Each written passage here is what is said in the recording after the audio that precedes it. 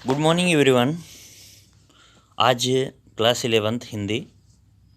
मैं मुकेश मिश्रा आप सभी लोगों को हिंदी विषय से संबंधित कुछ चीज़ों का अध्ययन करवाऊंगा।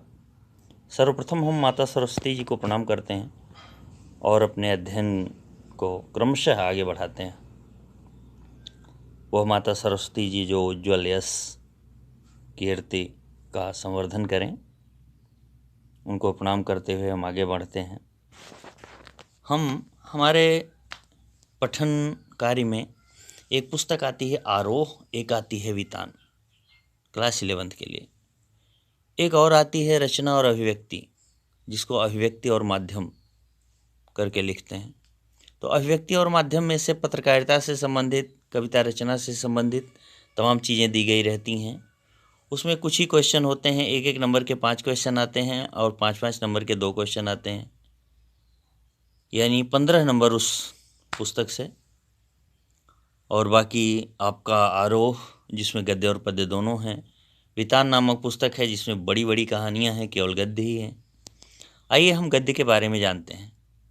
उचित प्रकार की शिक्षा का अर्थ है प्रज्ञा को जागृत करना, और केवल ऐसी ही शिक्षा एक नवीन संस्कृति तथा शांतिमय विश्व की स्थापना कर सकेगी। साहित्य का पूरा उद्देश्य है शांतिमय विश्व की स्थापना। साहित्य लोगों को एक दूसरे से प्रेम सिखाता है। साहित्य एक दूसरे से मिलना, एक दूसरे से प्रेम करना, एक दूसरे का सहयोग करना। बिना सहयोग के कोई अर्थ नहीं है जीवन का। यदि हम कभी गलती कर जाएं तो हमें जिस दिन गलती का एहसास हो जाए उस दिन हमें माफ़ी मांगने में हिचकना नहीं चाहिए। हम अपनी गलती के बाद भी अगर लंबी लंबी बातें करें तो ये हमारी बेवकूफ़ी की निशानी के सिवाय कुछ नहीं है। अलानाहक कहे गए लंबे लंबे वाक्य, बिना मतलब के, हैसियत से बहुत अधिक बढ़ चढ़ के की गई बातें केवल बेवकूफ़ी की निशानी है, बाकी कुछ नहीं। व्यक्ति का झुकना, व्यक्ति की विनम्रता व्यक्ति को महान बनाती है, अन्यथा इंसान तो सारे एक जैसे होते हैं। तो उचित प्रकार की शिक्षा का अर्थ है प्रज्ञा को जागृत करना। प्रज्ञा जागृत करना माने तीक्ष्ण बुद्धि का जागृत हो जाना, व्यक्ति में मानवता का जागृत हो जाना, समन्वित जीवन का पोषण करना। समन्वित जीवन क्या है? जैसे हमें हर चीज़ चाहिए वैसे और लोगों के लिए भी बहुत सारी चीज़ें उपलब्ध हों। इसके लिए हम उनके रास्ते में रोड़ा न बने, हम स्वयं जिएं और दूसरे को जीने दें। केवल ऐसी ही शिक्षा एक नवीन संस्कृति और शांतिमय विश्व की स्थापना कर सकेगी। जब ऐसी शिक्षा होगी जिसमें प्रज्ञा जागृत होगी, समन्वित जीवन जीने का एक आधार मिलेगा, तो निश्चित ही विश्व शांतिमय हो जाएगा। फिर टेररिज्म नहीं होगा, फिर कोई वाद नहीं होगा, फिर धार्मिक भेद नहीं होगा, फिर क्षेत्रवाद नहीं होगा। ये चीज़ें नहीं होंगी। यही कार्य करता है हमारा साहित्य। इस परिभाषा को लिखने वाले जे कृष्णमूर्ति जी हैं। जे कृष्णमूर्ति जी ने कुछ और लिखा है। उचित प्रकार की शिक्षा का अर्थ है प्रज्ञा को जागृत करना तथा समन्वित जीवन का पोषण करना, और केवल ऐसी शिक्षा एक नवीन संस्कृति तथा शांतिमय विश्व की स्थापना कर सकेगी। एक और परिभाषा आई है, हजारी प्रसाद द्विवेदी जी ने लिखा है साहित्य का व्याकरण नामक ग्रंथ में। कोई भी पुस्तक कुछ शब्दों का संघात है, संगठन है, एकत्रीकरण है। शब्दों के समूह ही तो पुस्तक कहलाते हैं। शब्दों के समूह के अलावा पुस्तक का कोई दूसरा स्वरूप नहीं। पुस्तक जिल्द नहीं, पुस्तक पेज नहीं, शब्दों का समूह है, भावनाओं का उफान है, ज्ञान का भंडार है, जानकारियों की पूंजी है। परंतु वे शब्द सजाकर इस प्रकार रखे गए होते हैं कि उसमें हम एक अर्थ पाते हैं। अगर शब्दों का रख रखाव ऐसा हो जिसमें कोई अर्थ ही ना निकले तो वैसा वाक्य, ऐसा साहित्य किसी काम का नहीं है। साहित्य का व्याकरण हजारी प्रसाद द्विवेदी जी ने इसी में लिखा है। कलाकार होने के लिए जरूरी है कि वह चीज़ों को कस कर पकड़े और अनुभव को स्मृति में, स्मृति को अभिव्यक्ति में, तत्व को रूप में डाले। कलाकार होने के लिए जरूरी है, कलाकार यानी एक कवि होने के लिए, रचनाकार होने के लिए जरूरी है कि वह चीज़ों को कसकर पकड़े, यानी किसी चीज़ का ठोस नॉलेज रखे और पूरी अच्छे से जानकारी दे। जब वो किसी चीज़ का गहन और गहराई के साथ अनुभव करेगा, उसकी याद में वो चीज़ बनी रहेगी। और उस स्मृति को, उस याद को जब अभिव्यक्त करेगा, दूसरे के सामने पेश करेगा, प्रेजेंट करेगा, तो वह चीज़ काफ़ी प्रभावशाली होगी और तत्व को रूप में ढाले, यानी ईश्वर तत्व, परम ज्ञान, श्रेष्ठ ज्ञान, सबसे बेहतरीन ज्ञान जो हैं उनको स्वरूप में ढाले, यानी केवल ज्ञान पुस्तक तक ही नहीं, लोगों के व्यवहार तक आए। यह काम साहित्य करता है। कला का प्रयोजन नामक ग्रंथ में ये लिखा हुआ है। अर्नेस्ट फिशर नामक वैज्ञानिक ने लिखा हुआ है। कहानी और फैंटेसी, यह एक शीर्षक है। नामवर सिंह ने लिखा हुआ। नामवर सिंह का एक व्याकरण भी आता है। नामवर सिंह हिंदी में बड़े ही प्रख्यात विद्वान माने जाते हैं। कंपटीशन की बुकों में भी नामवर सिंह का काफ़ी चलता है। कहानी शायद समय की कला है। किसी समय की सारी घटनाओं को ऐसा पिरो देना, ऐसा बांध देना। कहानी निश्चित है वैसी नहीं होती है जैसा रियल में होता है। कहानी में कुछ न कुछ बदलाव जरूर किया जाता है और बदलाव ऐसा होता है जिस बदलाव का प्रभाव हमें जीवन में हमारे लिए भी बहुत कुछ सिखा जाता है। समय के साथ कहानी अनेक प्रकार की कलाएं सिखाती है। जब समय बीतता है तो कहानी अनेक कलाएं सिखाती है। कहानी से हमें बहुत सारी चीज़ें पता चलती हैं। व्यवहार कैसे किया जाता है ये पता चलता है, संवाद कैसे होता है ये पता चलता है। कहानी से ये पता चलता है कि जीवन में लोग हमारे साथ कैसा व्यवहार करेंगे। कहानी से हमें ये पता चलता है कि हमें किस रास्ते पे चलने से बाकी जीवन में हमें खुशियाँ मिल सकेंगी और किस रास्ते पे चल के हम केवल कांटे बटोर सकेंगे। कभी वर्षों को समेटकर एक क्षण में बांध लेती हैं, कभी क्षण को खोलकर वर्षों में फैला देती हैं। कभी समय के दायरे को तोड़ती हैं तो कभी टुकड़ों को जोड़कर एक दायरा बनाती हैं। ये हैं कहानियाँ। ये लिखा है नामवर सिंह जी ने कहानी और फैंटेसी नामक शीर्षक के अंतर्गत। मतलब एक क्षण में बांध लेती हैं, कभी क्षण को खोलकर वर्षों, यानी कहानी किसी एक दिन की कहानी को जीवन के कितना बड़ा करके लिख दिया जाता है। कभी समय के दायरे को तोड़ती है। कहानी समय के दायरे को तोड़ती भी है। समय का दायरा उस कहानी के आधार पे नहीं रह जाता, बहुत लंबे समय को एक सूत्र में पिरो देती हैं। कभी क्षण को खोलकर वर्षों में फैला देती है। कभी समय के दायरे को तोड़ती है, कभी टुकड़ों को जोड़कर एक दायरा बना देती है। कभी छोटे छोटे टुकड़ों को जोड़ करके एक दायरा बनाना माने एक गैपिंग बना देना। यानी हमें ये सिखाती है कि किन चीज़ों से हम दूर रह के अपने जीवन को संवार सकते हैं, सुधार सकते हैं, और किन चीज़ों को छोड़ देने के बाद हम अपने जीवन में कुछ नहीं कर सकते हैं। अब जीवन में साहित्य का क्या स्थान है, इसके लिए दो लाइनें। साहित्य वह जादू की लकड़ी है जो पशुओं में, ईंट पत्थरों में, पेड़ पौधों में भी विश्व की आत्मा का दर्शन करा देती है। साहित्य जादू की लकड़ी, कैसे? जो पशुओं में, ईंट पत्थरों में, पेड़ पौधों में भी विश्व की आत्मा का दर्शन करा देती है। साहित्य ही है। जैसे आप लोग 9th में पढ़े हैं, बैलों के माध्यम से भी मानव मूल्यों का प्रदर्शन किया गया है। यहाँ तक कि पशु पक्षियों की कहानियाँ सुन करके भी अपने जीवन में हम बहुत कुछ सीखते हैं। पेड़ पौधों में भी विश्व आत्मा का दर्शन, यानी पेड़ पौधों में भी ईश्वर तत्व है। पेड़ पौधे भी परोपकार करते हैं। आपने देखा होगा, कहीं लिखा हुआ मिला था, वृक्ष कबहु नहीं फल भखे, नदी न संचय नीर, परमारथ के कारणे साधुन धरा शरीर। कहा साधु लोग ऐसे ही परोपकार करते हैं जैसे वृक्ष कभी अपने फल को नहीं खाते, नदी कभी अपने पानी को एकत्रित नहीं करती। यह उसका प्राकृतिक स्वभाव है। यानी हमें भी ऐसा ही करना चाहिए। हमें अपने आनंद को दूसरों के लिए बांटना चाहिए। हमें अपने सफलताओं का श्रेय अपने से बड़े, अपने से पूज्य लोगों को देना चाहिए, अन्यथा हम मानव कहलाने के लायक नहीं हैं। अगर प्रकृति ऐसा करती है तो हम में तो आत्मा निवास करती है, वह आत्मा ईश्वर का अंश है, फिर हम ऐसा क्यों नहीं कर पाते? यानी ये अगर ये पेड़ पौधे भी करते हैं तो पेड़ पौधे में भी विश्व की आत्मा यानी भगवान निवास करता है, यह बात प्रमाणित हो जाती है। आइए हिंदी के कहानीकार ही नहीं, उपन्यासकार, हिंदी के जरिए उन लोगों तक पहुंचने वाले लेखक जिन्होंने बहुत कुछ दिया हमें, जिन्होंने उस तबके को, उस समाज को भी पूरे समाज से जोड़ दिया जिसकी तरफ कोई निगाह उठा के नहीं देखता था। मूल नाम इनका धनपत राय था, लेकिन धनपत राय जानने वाले बहुत कम हैं, प्रेमचंद जी ही सब जानते हैं। मूल नाम धनपत राय, जन्म सन 1880, ग्राम लमही, प्रदेश उत्तर प्रदेश। इनकी रचनाएं हैं सेवा सदन, प्रेम आश्रम, रंगभूमि निर्मला, कायाकल्प, गबन, कर्मभूमि, गोदान। ये उपन्यास हैं। ये सारे उपन्यास एक से एक हैं। सेवा सदन, प्रेमाश्रम, रंगभूमि निर्मला, कायाकल्प, गबन, कर्मभूमि, गोदान उपन्यास। सोजे वतन, मानसरोवर 8 खंड में है। गुप्त धन कहानियों का संग्रह है। करबला, संग्राम प्रेम की देवी, ये नाटक है। कुछ विचार, विविध प्रसंग, ये निबंध संग्रह है। मृत्यु इनकी 1936 में हो गई। भारत स्वतंत्र नहीं हो पाया, उसके पहले प्रेमचंद जी दुनिया को छोड़ के चले गए।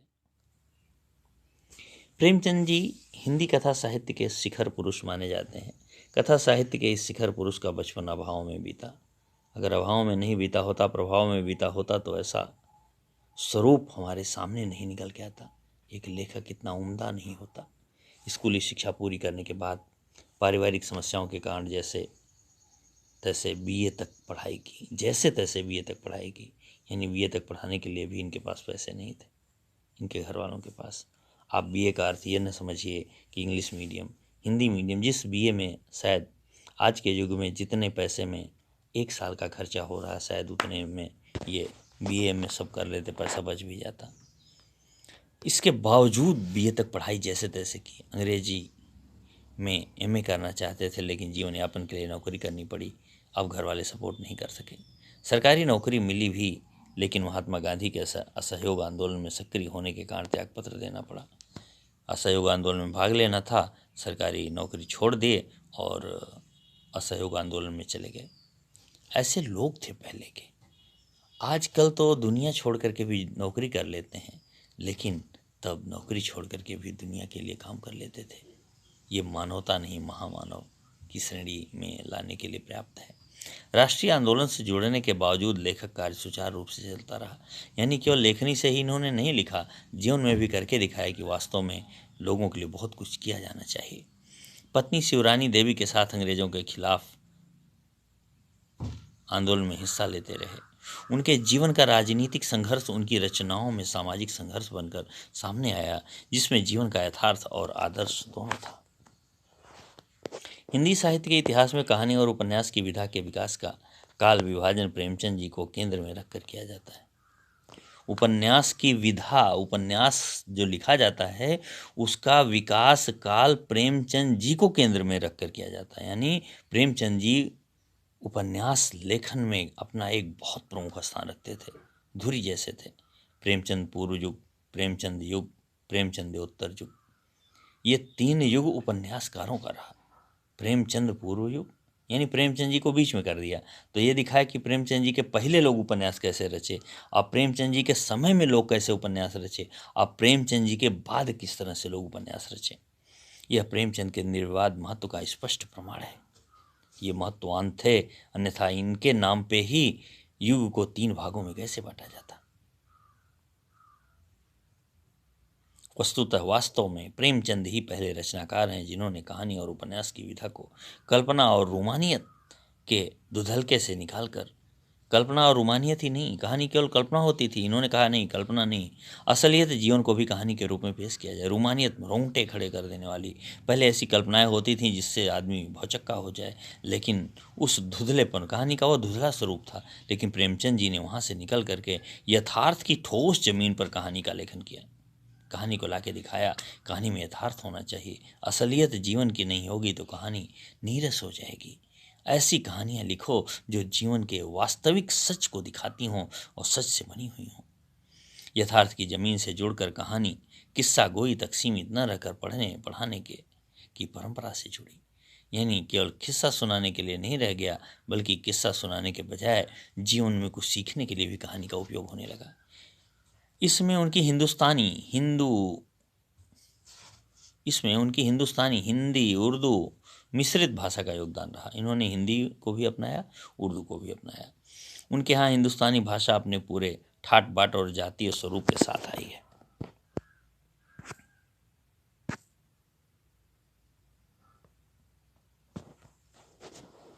उनका आरंभिक कथा साहित्य कल्पना संयोग और रूमानियत के ताने बाने से बुना गया है, लेकिन एक कथाकार के रूप में उन्होंने लगातार विकास किया और पंच परमेश्वर जैसी कहानी, सेवा सदन जैसे उपन्यास के साथ सामाजिक जीवन को कहानी का आधार बनाने वाले यथार्थवादी कला के अग्रदूत के रूप में सामने आए। पंच परमेश्वर कहानी को ही ले लीजिए। एक बार उस पंच परमेश्वर कहानी में इन्होंने दिखाया कि किस तरह से पंच माने जज, ग्रामीण स्तर पर जज, जिनको जज बनाया जाता है किसी घटना के निवारण के लिए, वो भले ही आपका अपना ही कोई क्यों न हो, लेकिन आपको जज मीन्स जज, जिसकी गलती हो दंड केवल उसी को मिलना चाहिए।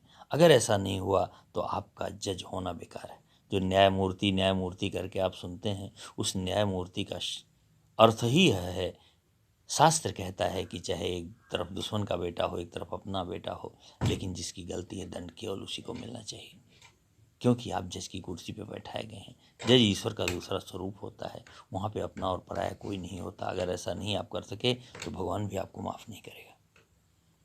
तो पंच परमेश्वर कहानी वास्तव में बेजोड़ है, जिसमें पहली बार जज की कुर्सी पे बैठे लोग कुछ पक्ष लेते हैं, और लेकिन दूसरी बार एक वृद्धा के लिए जज का निर्णय ऐसा आता है जिससे लोग चौंक जाते हैं। अपने परम मित्र के खिलाफ जजमेंट सुना दिया जाता है, और ये अभूतपूर्व चीज है।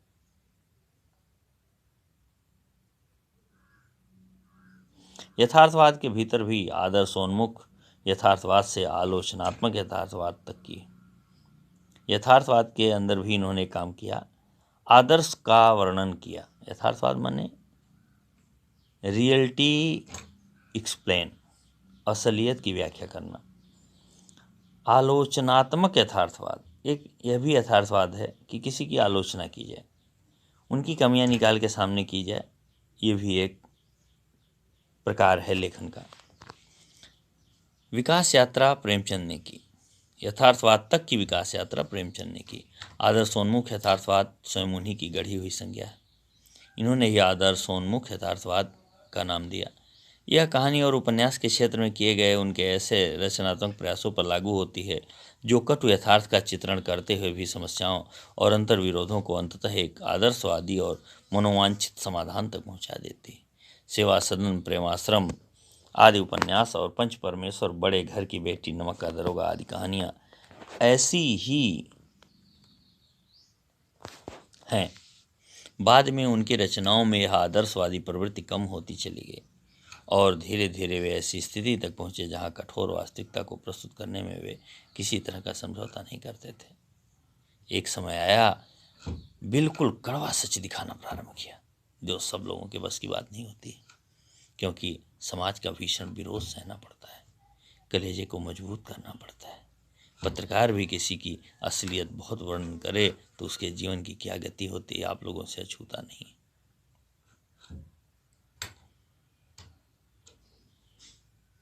बाद में उनकी रचनाओं में आदर्शवादी प्रवृत्ति कम हो गई, आदर्शवादिता ये छोड़ दिए, कम लिखने लगे और धीरे धीरे वे ऐसी स्थिति तक पहुंचते हैं जहां कठोर वास्तविकता को प्रस्तुत करने में वे किसी तरह का समझौता नहीं करते।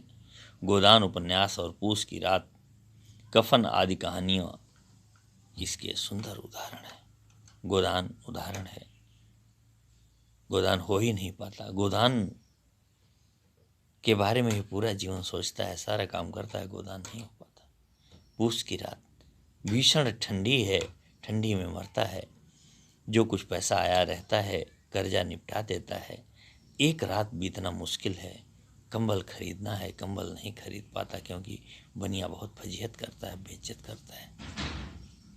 और अंत में जिस खेत को रखाने के लिए वो रोज जाके ठंडी की रात में खेत पे सोता था, उस खेत को नीलगाय चर जाती हैं। जब खेत ही नहीं रहा तो आना क्यों होगा, जब आना नहीं होगा तो ठंडी क्यों लगेगी। घर में ही किसी तरीके से पुआल इत्यादि फटे चीथड़े भी ओढ़ करके काम चला लेंगे, लेकिन अब ठंडी में आना नहीं होगा। इस पर भी सुकून, यानी कभी कोई बर्बाद होकर खुश नहीं हुआ होगा, लेकिन पूस की रात में तो किसान बर्बाद होकर के खुश होता है। चलो जान तो बचेगी, फसल बर्बाद हो गई कोई बात नहीं।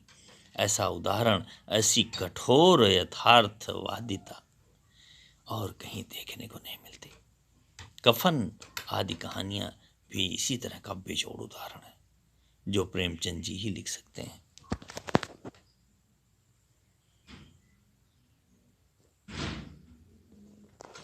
आइए आपको जो पढ़ना है उसकी थोड़ी सी समीक्षा कर लेते हैं। यहाँ दी गई कहानी नमक का दरोगा प्रथम प्रकाशन 1914 ईस्वी में हुआ था। प्रेमचंद जी की बहुचर्चित कहानी है, जिसके आदर्शोन्मुख यथार्थवाद के एक मुकम्मल उदाहरण के रूप में देखी जा सकती है। कहानी में ही आए हुए एक मुहावरे को लें तो यह धन के ऊपर धर्म की जीत कहानी है। धन और धर्म को हम क्रमशः सद्वृत्ति और असद्वृत्ति, बुराई और अच्छाई, असत्य और सत्य इत्यादि भी कह सकते हैं। कहानी में इनका प्रतिनिधित्व क्रमशः पंडित अलौपीदीन और मुंशी बंशीधर नामक पात्रों ने किया है।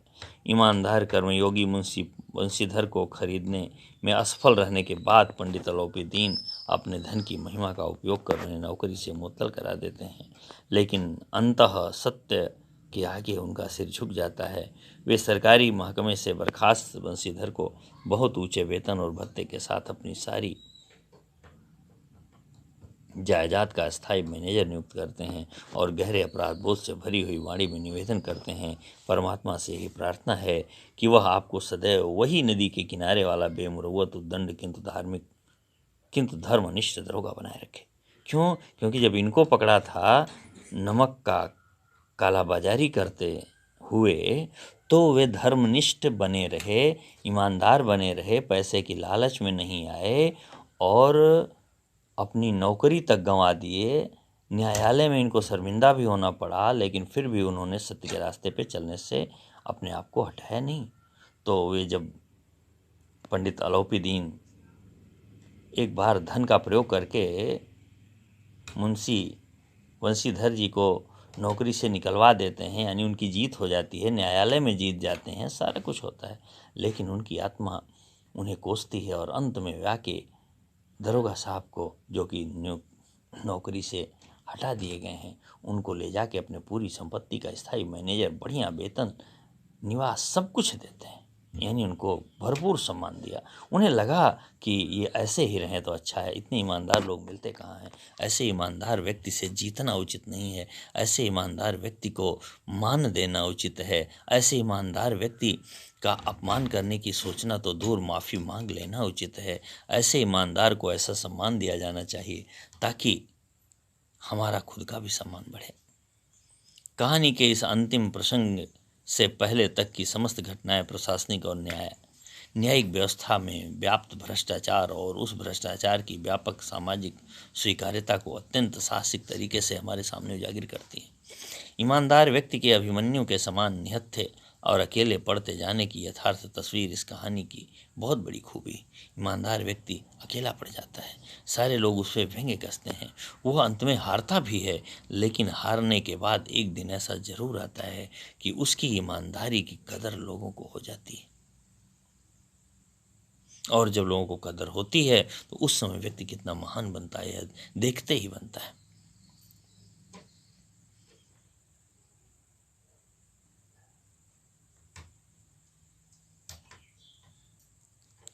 यथार्थ की तस्वीर जो प्रेमचंद जी ने खींची है, यही इस कहानी की सबसे बड़ी खूबी है।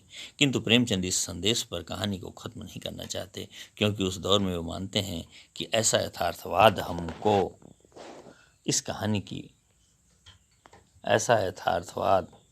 हमको निराशावादी बना देता है। मानव चरित्र पर से हमारा विश्वास उठ जाता है, हमको चारों तरफ बुराई नजर आने लगती है। उपन्यास शीर्षक निबंध से इस कहानी का अंत सत्य की जीत के साथ होता है, जो कि होना भी चाहिए। सत्य कभी भी हार नहीं सकता, सत्य धुंधला हो सकता है, सत्य मिट नहीं सकता, इसमें कहीं कोई दो राय नहीं है। सत्य के द्वारा की गई कमाई हो सकता है आपको छोटी लगे, लेकिन उससे कभी आपका सुकून और चैन छीन नहीं सकता। और असत्य के द्वारा कमाई ना तो उसको कमाने में चैन और सुकून रहेगा, ना तो उसका उपभोग करने में चैन और सुकून रहेगा। वह नष्ट होगी, आपके और भी धन को लेकर नष्ट हो जाएगी। लेकिन सत्य के द्वारा कमाई गई कमाई, कम भले हो छोटी भले हो, नींद और सुकून जो देगी वो कभी किसी दूसरी चीज़ में नहीं हो सकता। आइए, आज का वीडियो बस इतना ही। बहुत बहुत धन्यवाद।